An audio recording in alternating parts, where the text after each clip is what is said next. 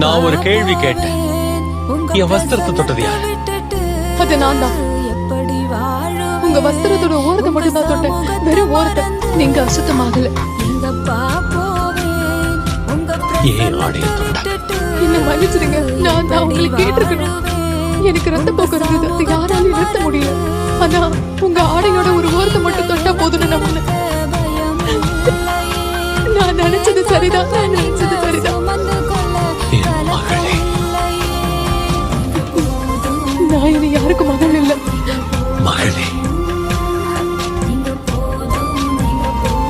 உன்னை குணப்படுத்துறது என்னோட ஆடை இல்லை.